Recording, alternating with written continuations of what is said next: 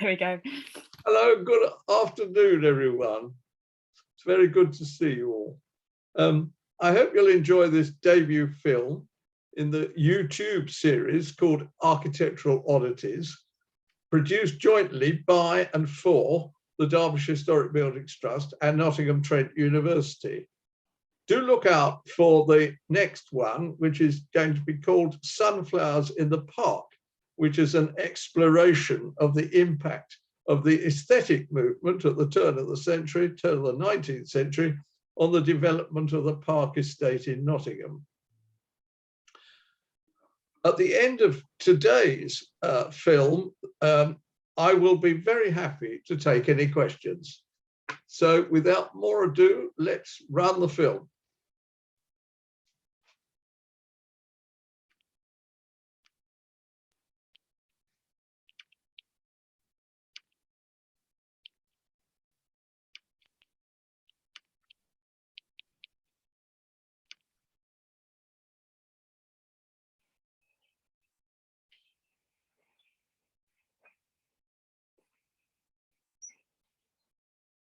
So I've come to Long Eaton to talk about the story of these two young, remarkable Scottish architects, but we can't come here without talking about the story of Long Eaton and why it mattered in the 19th century. Yeah, and trying to find out why they came here. They met in 1899 in Hawick in the Scottish Lowlands, which itself is a woolens town, and Long Eaton, a lace town. A lace town. And just the incredible scale of these tenement factories. Enormous buildings, very simple, with just complete through run of working floor space. Open plan. Open plan. The staircases are on the other side, so you've got completely free floor plan all the way through. It can be split up however you like for different tenants. Powered by steam, there's the chimney, and on the other side we'll see the canal that brought the coal in.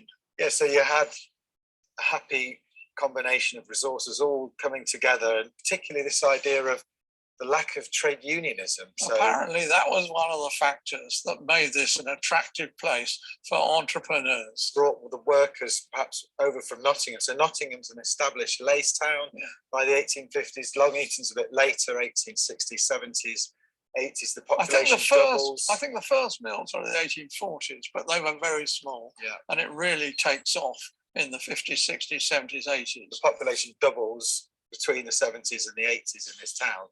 So a lot of wealth, a lot of prosperity.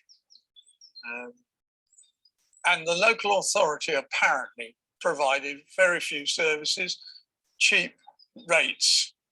Another factor that attracted entrepreneurs. No single landowner, so quite easy to acquire land, piecemeal, grow, establish. Not controlled. And then just the sheer scale of these buildings, lots of companies, we're not talking Manchester where we have a single factory with a single owner and a single company. This is lots of smaller tenants working in these buildings, making the lace. Yeah. And interestingly, apparently none of these lace factories had fireproof construction. That's right. By the mid-19th century, the Victorians were perfectly capable of building fireproof buildings. You had your brick jack-arch floors, your metal bridging beams, metal joists, metal windows, and yet here it's all in wood internally. It can only be an economic explanation. It's cheaper. Everything seems to come down to cost and price in Long Eaton. And it's an attractive place to make money. Which brings us probably nicely onto 38 and 40 Marketplace. I think we ought to go and see the extraordinary buildings designed for Long Eaton by this astonishing couple, Gorman and Ross. That could not have looked any different to this type of architecture. Absolutely not.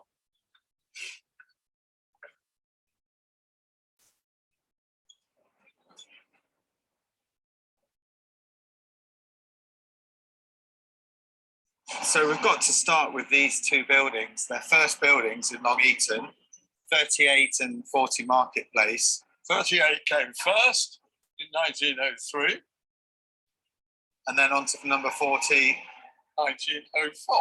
following year.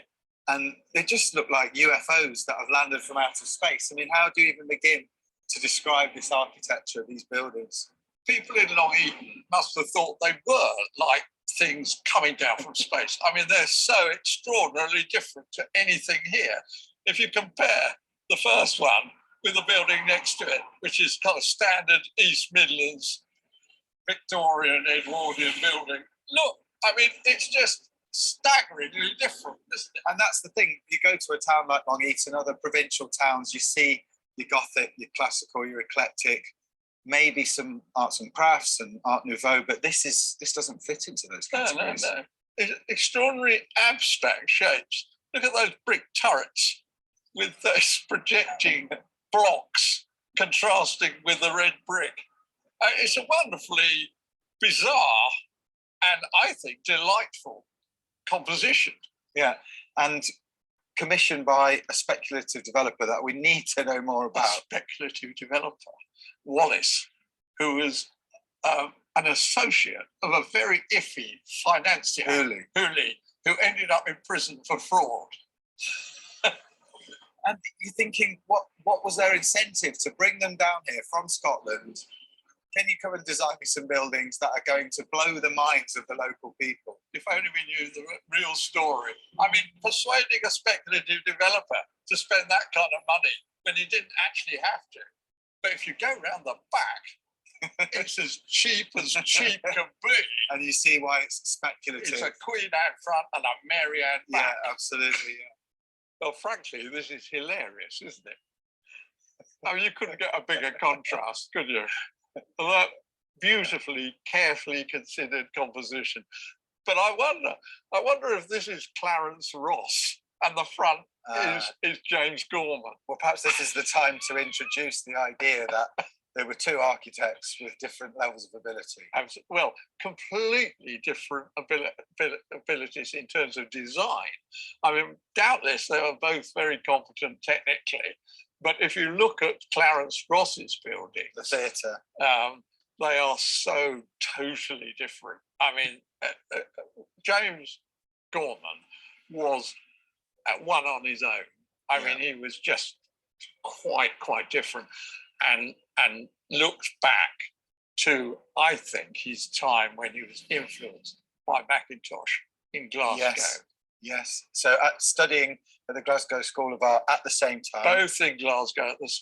They were both in Glasgow for the same 2 years. They crossed over for 2 years. Yeah. I think they must have known each other, but even if they didn't know each other, Mackintosh's work by then was being extremely well publicised in the journals, as was Albrick's Viennese exhibition building, which is the root inspiration for all this extraordinary design that Gorman was going in for. But if we look back at this, it tells you about a speculative developer, doesn't it? This is the spec developer. Did he somehow find a link to these two architects who were capable of achieving something extraordinary on the front, and then said, look, at the back, couldn't care less, could not care less, knock it up.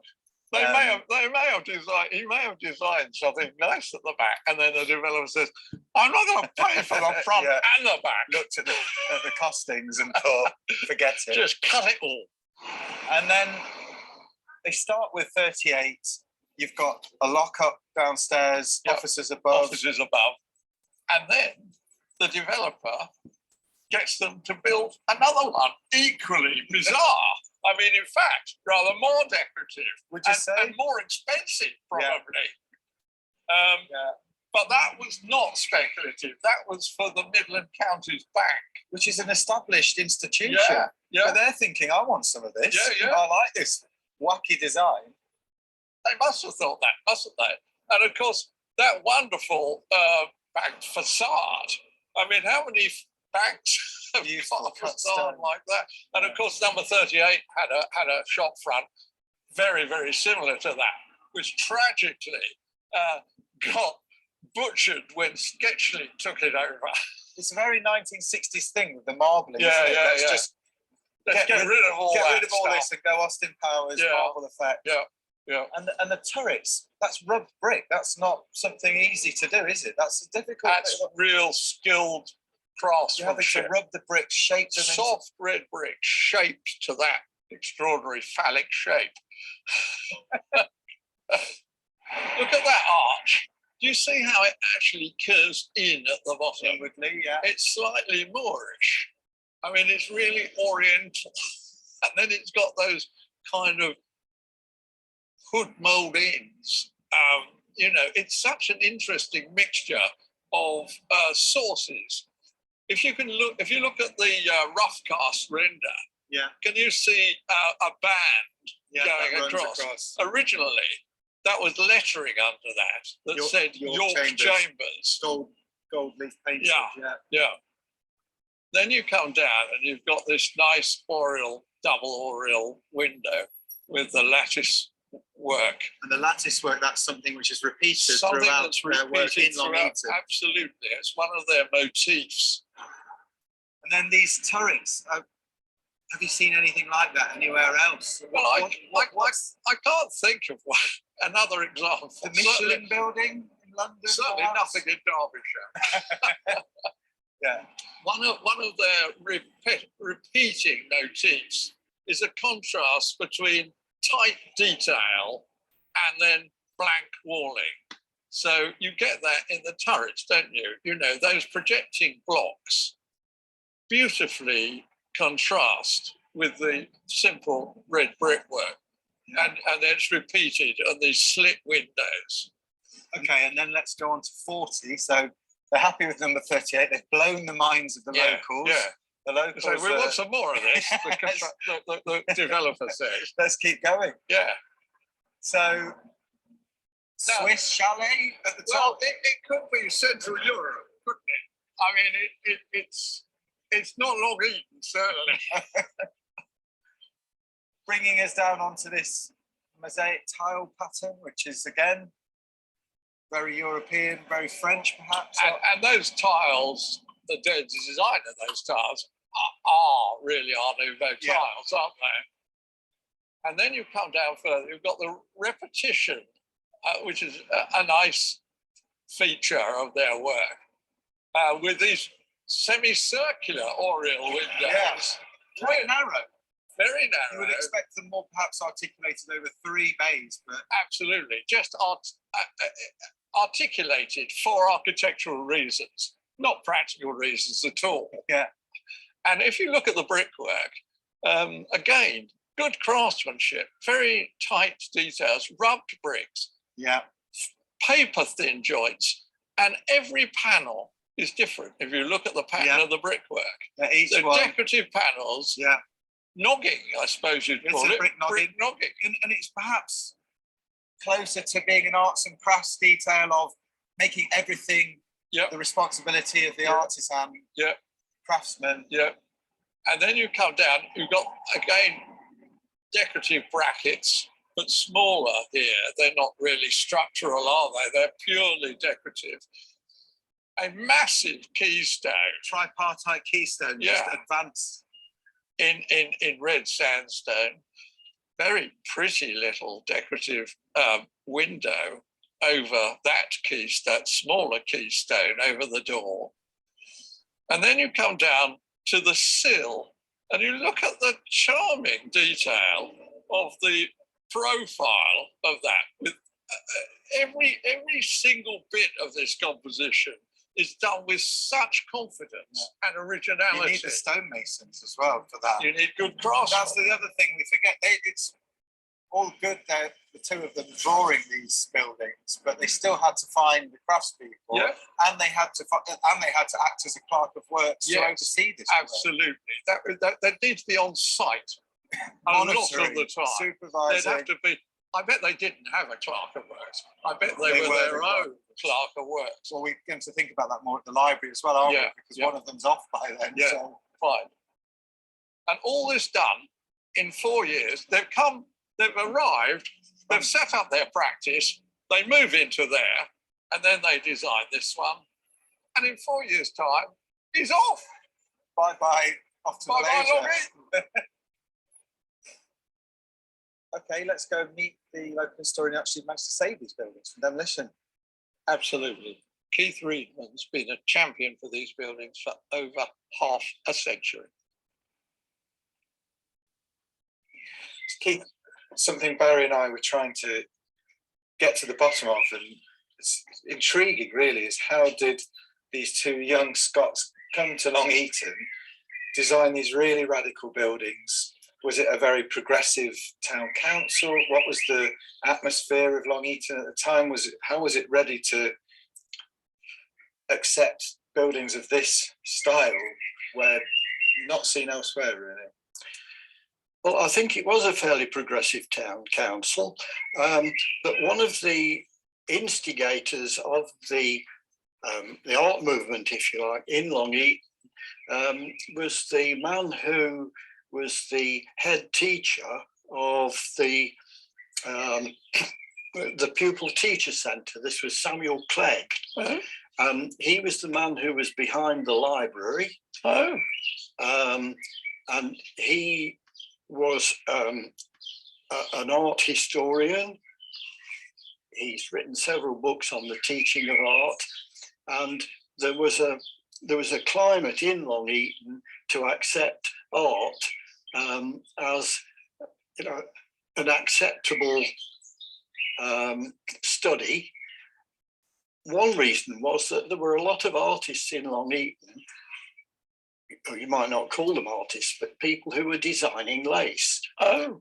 So there were a lot of lace designers in Long Eaton, and creativity was something that was part and parcel of, you know, Long Eaton at that time. How interesting. Yeah. So was it maybe a slightly alternative atmosphere in the town? You've got artists, creatives, progressive, because these buildings have to be considered as progressive, surely. Oh, they are. There's Yes. such a break from convention at that time. Yes, but what I don't understand is that there was nothing in the local press expressing either horror or delight when these buildings went up. They were just put up with no comment in the local press. Nobody wrote a letter to the newspaper. That is saying, surprising. Because we say, you know, it we said, yes, Yeah, in 1977, when very few 20th century buildings were getting listed. So how did that go then? Well, it went very quickly. I knew about the buildings, obviously, by then. I'd identified them as being special, and I knew who the architects were. And to my horror, I saw scaffolding up against this building, and the chimney stacks being taken down. And I thought, those tall chimney stacks are a feature of this building. Yeah. So I immediately took photographs of them, of both buildings, back, front, side, and so on, sent them off to Department of the Environment. Department of the Environment, yes. And within a week or so, they'd been spot listed. Wow. Really? Yeah. And did you have to give the backstory? No. These young architects? No, You just said... no. I just said, you know, these buildings are being vandalized or destroyed or, you know, altered out of recognition. And they were listed very, very quickly, within a week or so. So someone in the Department of the Environment recognised. Yeah, they did, yes. Their significance. And what happened was that all work stopped on the site. They had to stop work on the site. And the scaffolding was up there for months and months and months. That seems to be how it goes. The buildings get listed and then the developer angrily leaves the scaffolding up. Anyway, the chimney stacks didn't have to be rebuilt because they'd been taken down before the listing. Yeah. So the chimney stacks are still shortened, but they did put the chimney pots back on again. Right. Yeah. And they eventually took the scaffolding down, But they left one little tiny bit of scaffolding, I think, on number 38, between two pieces of timber, and it was there for years and years. Yeah. We've come round to look at these plans, these Gorman and Ross plans, and then into your garden, and we've got even more Gorman and Ross reclaimed salvage materials here. What we're looking at here?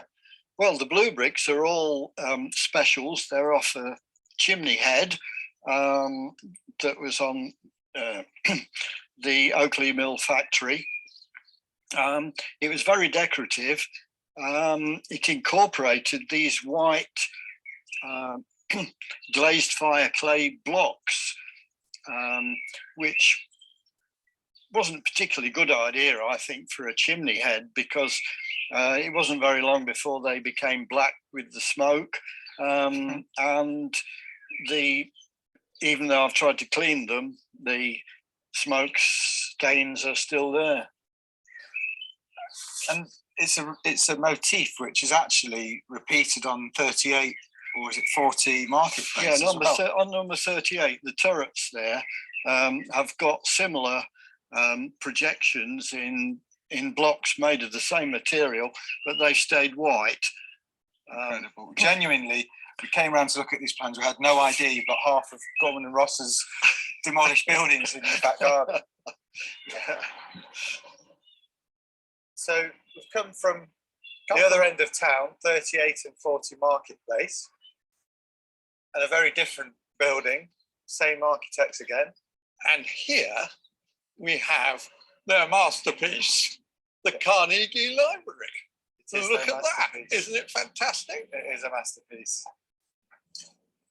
So I think one of the joys of this building and 38 and 40 is the lack of understanding and appreciation of this building. The listing description, the understanding of these buildings is Art Nouveau, but it's more than that, isn't it? I believe it's directly influenced by Joseph Ulbricht's exhibition hall in Vienna of 1898, the iconic Viennese Secession movement building. And James Gorman, he could even have been there, could have even been to visit. Well, possibly, but we know that Charles Rennie Mackintosh went there because in 1900 he was invited to exhibit in that exhibition hall. And of course, we know also that Gorman and Mackintosh were in Glasgow for 2 years at the same time. And I'm sure, well, I'm pretty sure they must have known each other. Well, I like that almost certainty, because these buildings are not well researched enough, are they? No. The listing descriptions do not form those parallels with. No, I mean, the listing descriptions talk about Art Nouveau, but I mean, there are Art Nouveau details here, but I believe this is Viennese Successionist. So you can imagine a couple of opportunistic young Scotsmen think, I know, secessionism, let's bring this to Long Eaton. About the same time, J.M. Barrie, who wrote Peter Pan, had written a play called What Every Woman Knows, in which there is a wonderful line: there are few more impressive sights in the world than a Scotsman on the make. These were two Scotsmen on the make. And young. 23. Gorman 23 when he arrived here, Ross 26, setting up in practice. And this is, of course, 1906 when it's completed. We don't know when the design started. Well, that's another story in itself, isn't it? Because by 1906, Gorman, who designed it, is gone. He'd been gone 2 years before. He went in 1904. Bye-bye, I've drawn you this library. I'm off to Malaysia now. I've got a nice job in the sunshine. He emigrated to the colonies, to British Malaysia in 1904. Clarence Ross is left holding the baby. Here you go. I've designed you this wonderful abstract building. I learnt about it from Mackintosh, who learnt about it from the secessionists. You now need to oversee the completion of this building. Which he must have done very faithfully, because all the details are beautifully executed, aren't they? So again, acting as clerk of works, on-site, supervising. I think he must have done. Yeah. And we know from a newspaper advert, a local newspaper, which advertises the call for tender for the contractors to come and build this project.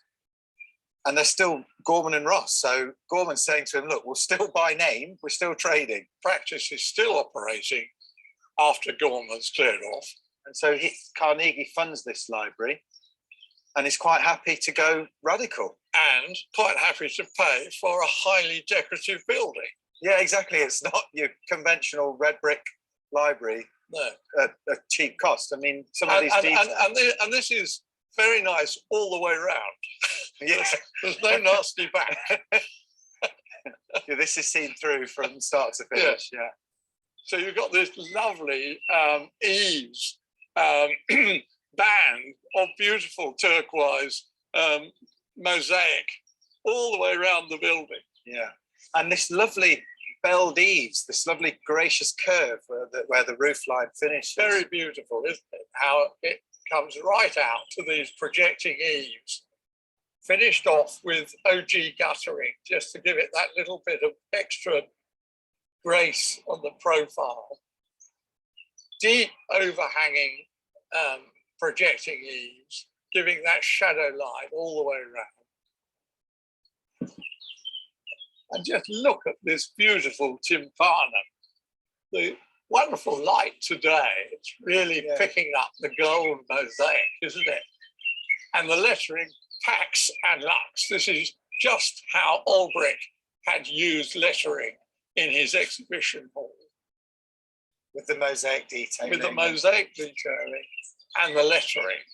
So projecting decorative lettering here, free library with these little motifs either side, and all these little details, these scrolled projecting, I don't know what you'd call them really.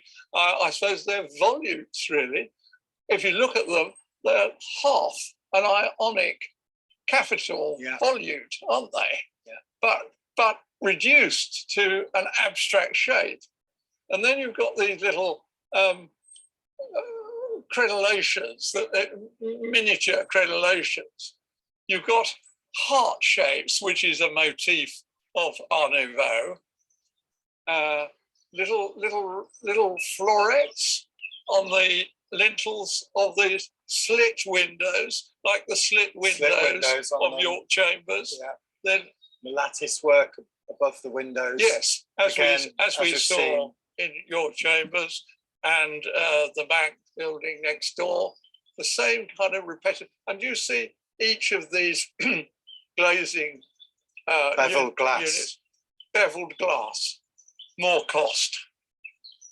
Look at these extraordinary pilasters either side of these shallow bay windows. Egyptian revival, perhaps? They're definitely Egyptian. I mean, it's Art Deco before Art Deco happens, isn't it? And I love a rare sighting of Egyptian revival around this time, because I always understood the discovery of the Tutankhamun, 1921, 1922. It goes back earlier than that. It goes back to the 17th century. This fascination with Egyptian architecture, antiquarian fascination, goes back to Napoleon, goes back to his invasion of Egypt, and he sent in scholars to study this extraordinary culture. So we see it over time, periodically, cropping up again and again. And here it is again. Here it is. Just in case you had enough of your Art Nouveau. Bit of Egyptian. but reduced again to abstract shapes.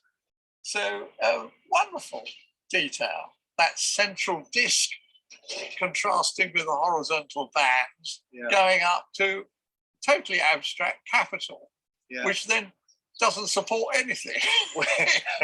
It's pure decoration. It's not even pretending to support anything. And contrasted with the Art Nouveau hopper immediately adjacent, which are much more conventional Art Nouveau, aren't they? With those sinuous brackets suggesting kind of vegetation, Jungstil type decoration. But perhaps you could define secessionism then as contrasting styles to a certain extent. You know, you're Well, mixing and matching, and you're he was very you're- eclectic, wasn't he? He was taking motifs from lots of different sources, and this is an arts and crafts detail here at the base. oh, I do like this. Was a new term for me. I Can have you to see say. how the walling comes out? It's battered walling, A battered base. which Voisey was very keen on. There's hardly a Voisey building without battered walling. So a battered base is a wall that's tapered and Tapered towards the top that projects out to the base. again something totally unnecessary in functional terms. Purely decorative.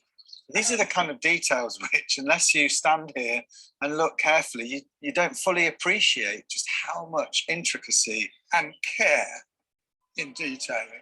Look at the way the brick oversails the plinth on the corner there. Yeah. Oh, of course. Yeah, the lovely bull nose that just finishes it off. Bullnose brickwork going back into the stone plinth. And the brickwork itself is also very precise, very, very neat, Beautifully tiny done. joints. Lovely beautifully done. soft red, high quality brick. Contrast that beautiful orangey brick, contrasting with the beautiful turquoisey motif of this band of eaves tiling. Yeah. And if you're the financier of this, if you're the town council, you need to be confident in your architect and willing to take on a building that's going to look absolutely And not annoy your philanthropist funder, Andrew Carnegie, so who used to be personally involved Yeah. in all these grants, Yeah. and made conditions to the town, to the local authority, Yeah. that they'd only get the money if they signed up to the new library foundation kind of rules that they laid out. So we need to go and look for more secessionist libraries and find out where they are, or Yes. do they exist? Is this the only one? This Are we is- talking about a more significant building than is currently recognised at grade 2? I don't know of any other British secessionist library. Long Eaton was very progressive, maybe? I don't know. Well, Gorman was. Yes, certainly. So it's time to say goodbye to Long Eaton and these beautiful buildings, but we've got Keith Reedman to thank for the fact they're still standing here at all, right? Before we go, we must pay a debt of gratitude to Keith Reedman, who got all three buildings listed in 1977. It's very unusual to get 20th century buildings listed Yes, in sir. 1977. 38 and 40, submitting them to the Department of And Environment. the library.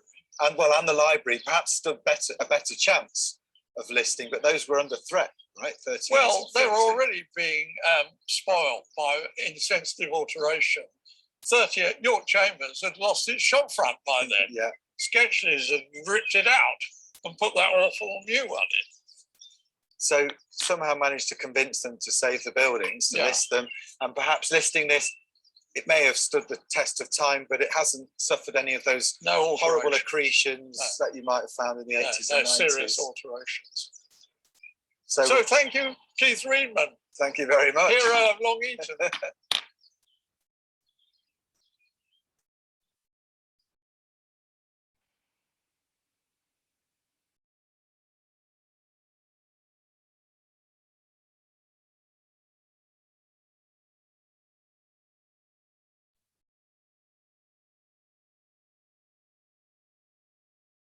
Well, I hope everyone enjoyed that. I have to admit, I did watching it again, but then I'm a bit biased. I'm very happy to take any questions. If anyone has any, I'll attempt to answer as best I can. There is one in the chat, Barry, that I'll just say Linda has asked. Does the library interior, excuse me, retain interesting successionist details? Well, it has one outstanding detail. I'm afraid my co-presenter, Toby Ebbs, and I were unable to go into the library because of the COVID rules. And so we had to hover at the entrance. But I had been in about 20 years ago. And even from the foyer, I could see the very attractive stained glass window, which was part of the original design. Sadly, we weren't able to include it in our film. Otherwise, it's relatively simple, but all the detailing is carried out with great care, as all Gorman and Ross's buildings were. It's certainly worth a visit.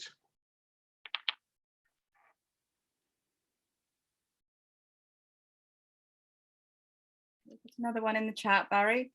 Have the original architectural plans shown been digitised at all, or could they be in the future?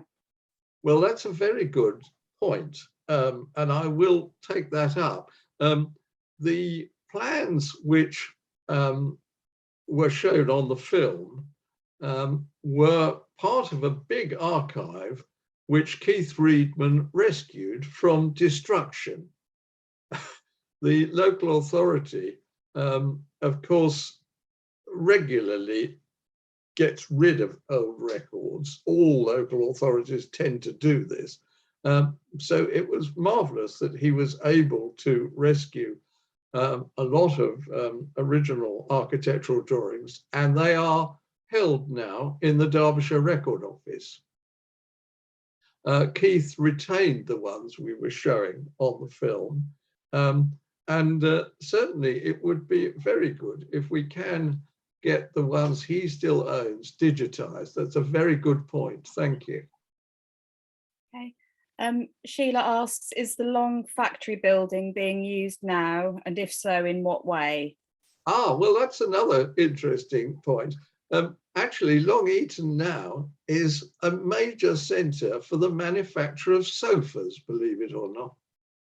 And a lot of that original lace making factory space is now used for the manufacture of sofas.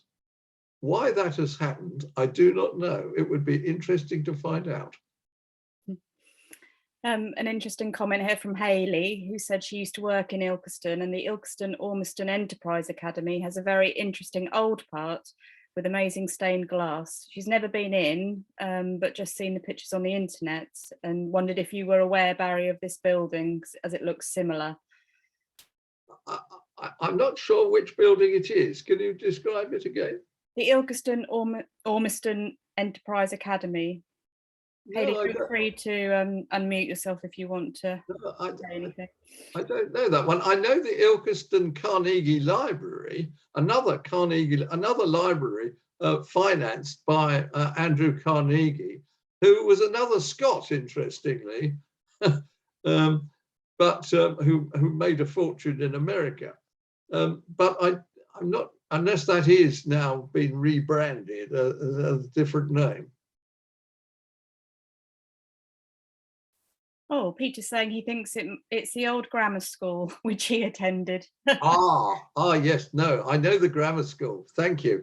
No, that is designed by the county architect of the time, and it too is listed. It is listed Grade 2 because it's an excellent, an interesting building, and it certainly has touches. I can see what you mean. It certainly has touches of Gorman's style.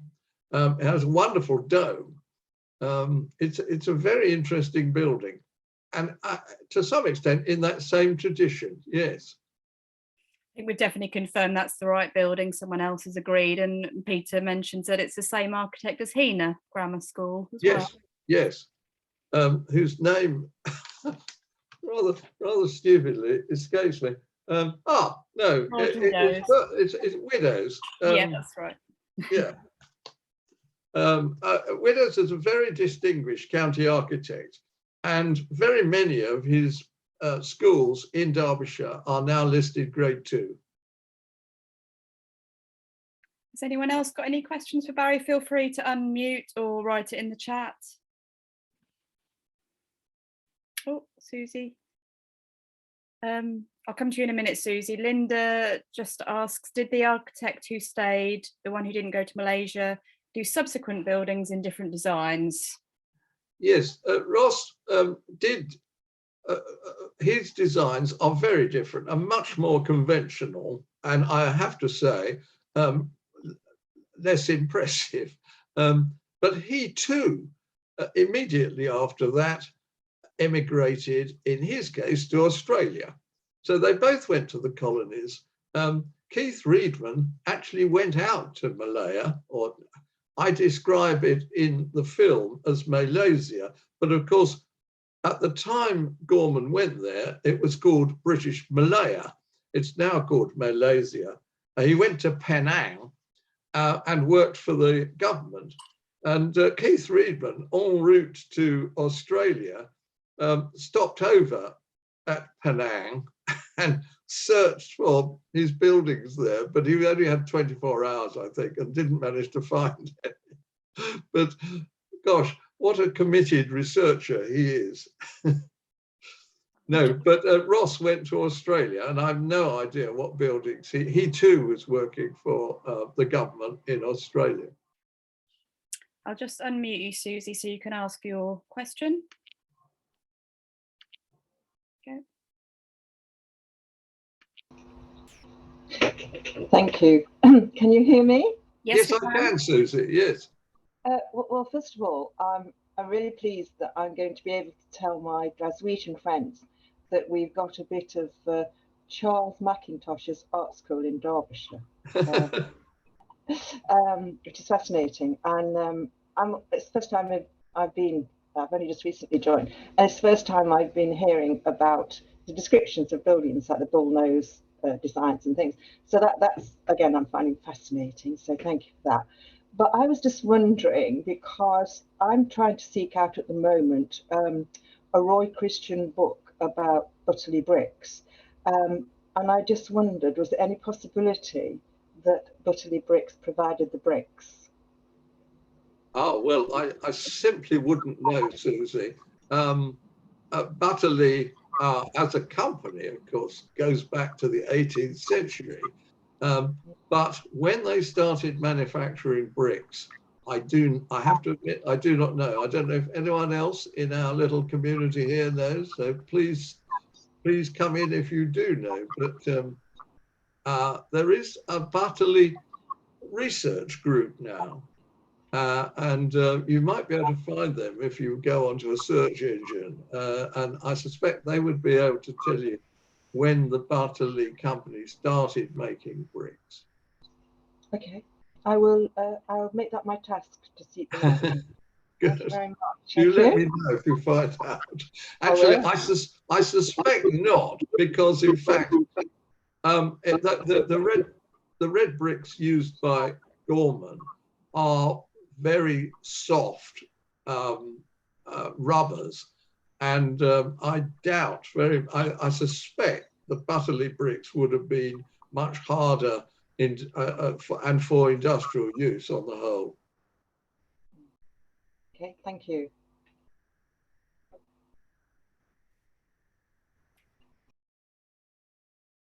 Do we have any more questions for Barry?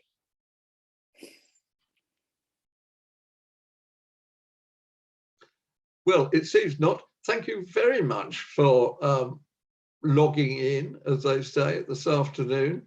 Do look out for Architectural Oddities on YouTube, because you may be interested in our next film, which has been produced and is just being edited at the moment and should be ready early in February. And it's called Sunflowers in the Park. Following that, we're hoping to do a film called Gentry Violence in Wirksworth. The Derbyshire Historic Buildings Trust owns a building of 1631 in Wirksworth, which was built by a man called William Hopkinson, who made a lot of money from lead. And because we own the building, I have researched this man, William Hopkinson, and he turns out to be something of a rogue. And it's a interesting and colourful story. So I hope we are going to be, he's from a gentry family, hence the title of the film, Gentry Violence in Wirksworth. Wirksworth, when I'm afraid I can't claim to be a Derbyshire man, but I came to live in this lovely town, Wirksworth, in 1977. And I realized that Wirksworth had a reputation as being a bit rough. Well, that goes way back, certainly as far as 1630s, because even the gentry then went around bashing up each other. So it's a wonderful story, and I hope you'll be able to enjoy watching it one of these days. Thank you, Barry. And just to say, the Derbyshire Historic Buildings Trust next online presentation is going to be on the 20th of February, 2 o'clock, and that will be about Aqueduct Cottage in Cromford.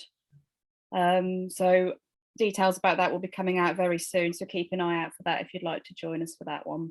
This is a story of a fantastic project to restore a building rather like our 1631 building, which completely lost its roof.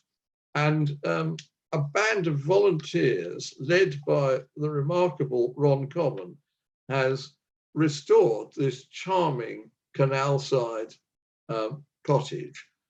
It's a massive achievement, so do look out for it. And Ron, we're doing these. We have a visit program where we go to interesting buildings once a month, but in these early January, February, March, we're doing them via Zoom because we anticipated the possibility of strict lockdown. So that's why you're being invited to see things via Zoom. But after that, we will be offering the opportunity to actually do physical visits, unless there's another ghastly lockdown. So thank you very much, all of you, for joining this afternoon. It's been very nice to see you all here, and I hope you enjoy further Derbyshire Historic Building Trust events. Thanks all, bye-bye. Thank you, Barry. Thank you, everybody. Bye. Yeah. Bye. Bye. Thank you. Thank you. Thank you. Thank you very much. Thanks, Anne. Thanks, Anne. You want to leave? You want to leave?